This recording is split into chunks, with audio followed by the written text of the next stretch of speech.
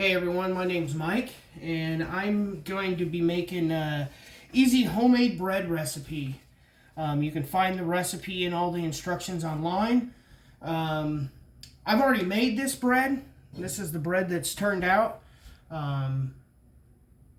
It's actually really good, but today I'm actually going to be kicking this up a notch. I'm going to put some seasonings in my bread, kind of making it an onion garlic bread.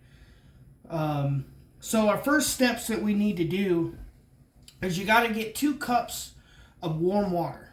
And you're going to pour that warm water into a bowl.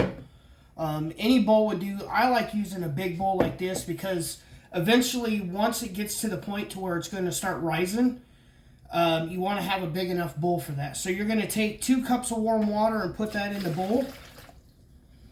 And then it calls for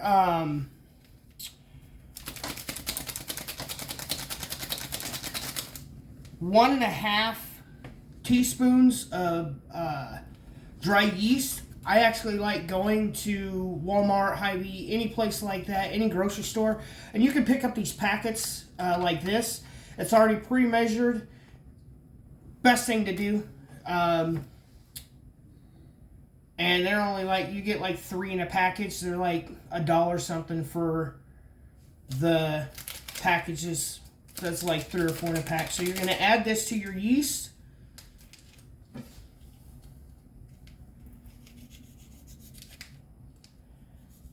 Well, we don't use scissors in this kitchen.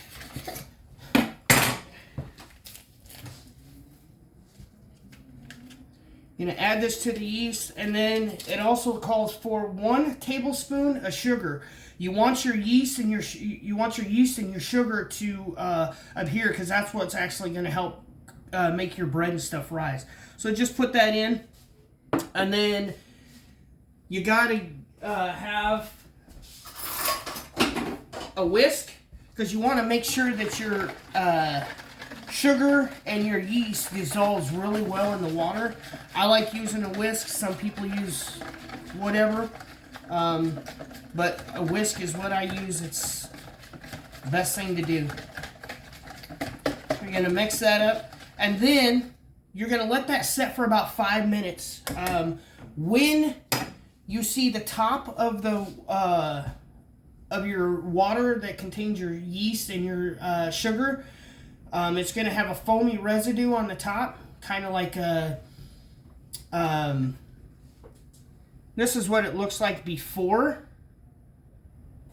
But once it actually starts setting in, it'll have this foamy residue on the top. That's when you want to start adding the rest of your ingredients. So right now we're going to let that set and let that ferment, and then we'll be right back with you.